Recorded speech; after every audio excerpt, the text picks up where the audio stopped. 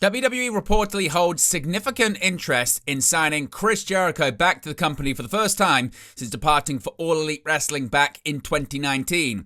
We have the ratings for Wednesday's edition of AEW Dynamite on TBS, of course the go-home episode before Forbidden Door this weekend. AEW announces their return to Australia for next year. Hulk Hogan's death reportedly may have been a result of medical malpractice.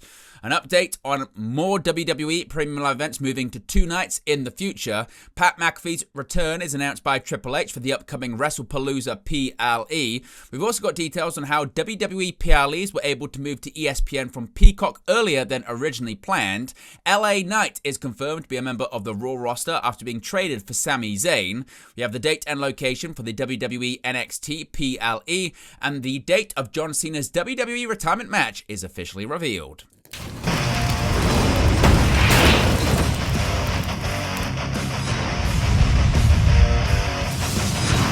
Hey guys, welcome back to Wrestling News 365. Hope everyone is doing very well. As always, there are plenty of news stories to get into in the world of professional wrestling. Before we begin, you can see right there, we're less than 200 subscribers away from 24,000 on our road to 25k in 2025. So if you haven't already, be sure to subscribe. Let's begin with a WWE return for Chris Jericho. Now, of course, Chris Jericho has become the topic of conversation once again when it comes to the first ever undisputed WWE Champion's future. Now, Jericho, of course, hasn't been seen on AEW programming in months, walking away from the learning tree in mid-April. Now, we haven't seen any hints of him returning to programming or anything of that nature since then, but there have been WWE rumors swirling around Jericho. Jericho, of course, liked to post on Instagram that implied he should go back to WWE, which led to a lot of buzz regarding a potential return. This was magnified by reports that it had been discussed, but some in WWE, according to Sean Ross Sapp of Fightful Select, pumped the brakes on that. Now, it was noted to Fightful that regardless, Jericho is signed through 2025 and has a number of months left on his deal. Now, Fightful haven't heard of any creative discussions regarding Jericho in All Elite Wrestling as of late, but also Jericho tends to speak with Tony Khan directly regarding his creative. There also isn't a huge track record of him taking this amount of time off and how it would be handled, if there would be a contract freeze, or how a potential return could be handled as well. Now, it is worth noting that internally and on AEW's roster page that Brian Keith and Big Bill are no longer listed as members of the learning tree. WWE sources that Fightful spoke to said that Jericho's name hasn't come up whatsoever around the creative process, so if conversations have happened regarding him internally, it wasn't in that department. There are certainly talent who have been speculating about his potential return, and higher-ups told Fightful that Jericho remains on good terms with WWE. One source in the company called the situation far too early to tell because WWE doesn't seem sure what Jericho's status will be in the coming months. Of course, Jericho was one of AEW's most important hires, launching the company in 2019 and becoming their first ever world champion. Now, in terms of the interest, though, according to another report, there is significant interest within WWE around signing Chris Jericho, and there is an expectation within the company that a deal will be completed when Jericho is able to hold talks with WWE. That is according to WrestleVotes, who reported on WrestleVotes Radio, quote, "We can confirm after speaking to our sources that there is significant interest in Chris Jericho coming back to the WWE once his AEW contract would allow him to do so. We're told that several within WWE, including active talent, would like to see him return to the company. Despite spending the last 6 years of AEW, Jericho has remained friendly with a number of people inside WWE, we are told, and according to that source, they ultimately do expect a deal to be completed once Jericho is legally able to do so," end quote. So, of course, as we spoke about, unless time has been added, Chris Jericho's contract with All Elite Wrestling is due to expire at the end of this year.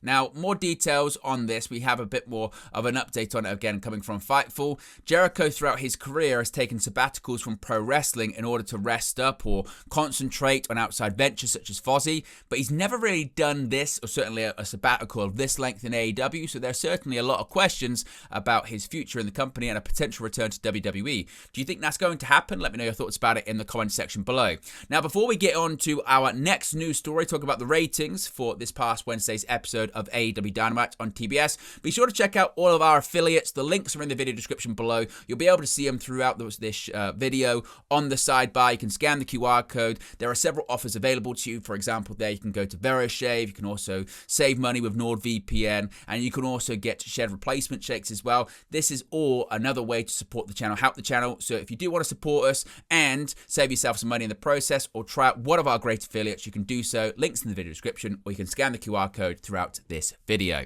Now, let's talk about the ratings for Wednesday's episode of AEW Dynamite. Wednesday night's Forbidden Door go-home episode of AEW Dynamite averaged 565,000 viewers on TBS. That's down over 18% from last week. It's the lowest audience total for the show since April 23rd, and is Dynamite's second lowest viewership so far of 2025.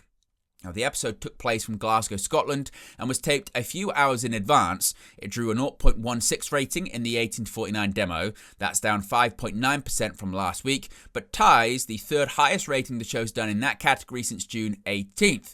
The show went head-to-head with the Little League World Series on ESPN. It also faced competition from MTV's The Challenge, which did above-average numbers. In terms of the quarter-hour ratings, these come courtesy of WrestleNomics. Shout out to them, and be sure to subscribe to their Patreon service. As compared to the same week in 2024, Dynamite's overall viewership was down 19.1%, while its 18-49 rating was down 33.3%. This year's numbers, as always, do not include viewers from the HBO Max simulcast. Now, AEW made a big announcement this morning. They are returning to Australia in 2026. TEG Sport posted the following: AEW Australia 2026. Australia, we are back.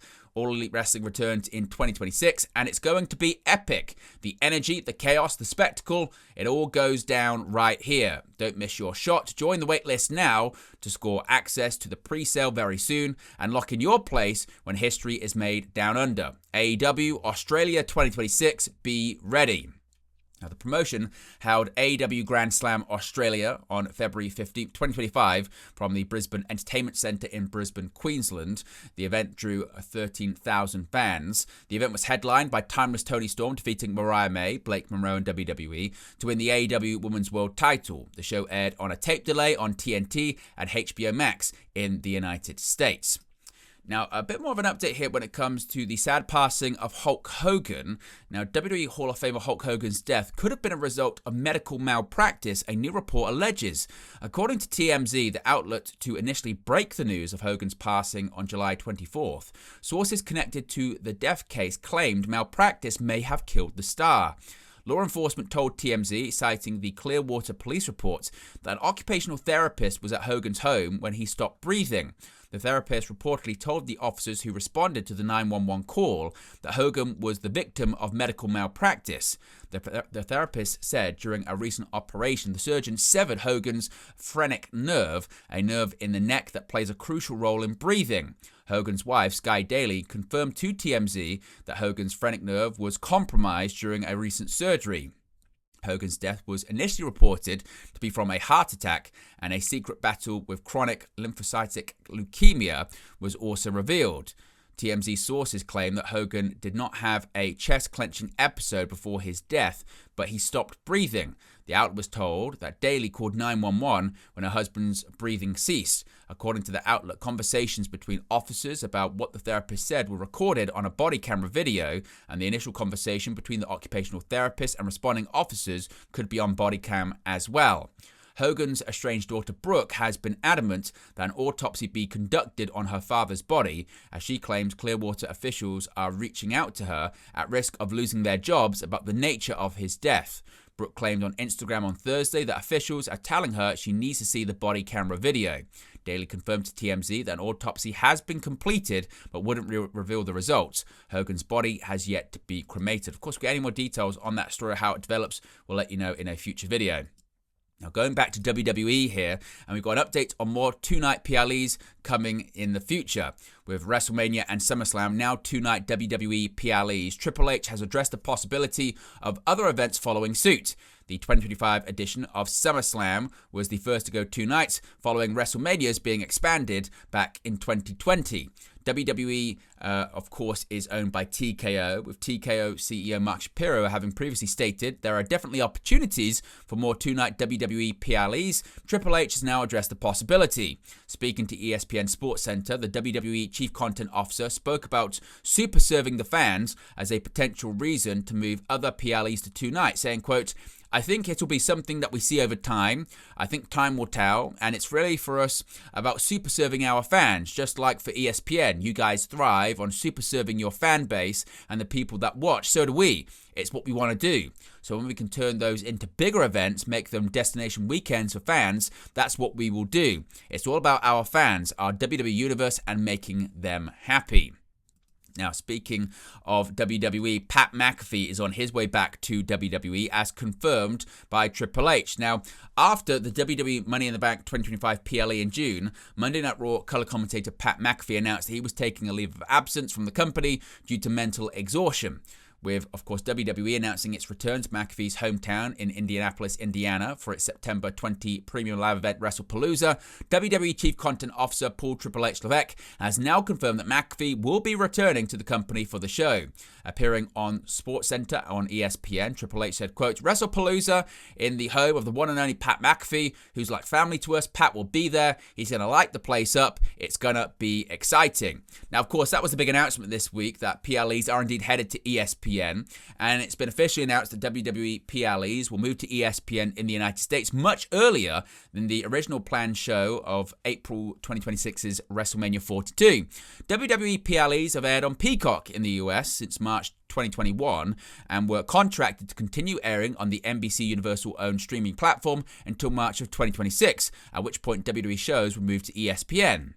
It has since been revealed that WWE PLEs will begin airing on ESPN platforms from WWE WrestlePalooza on September 20th, with the final PLE on Peacock being Clash in Paris on Sunday, August 31st.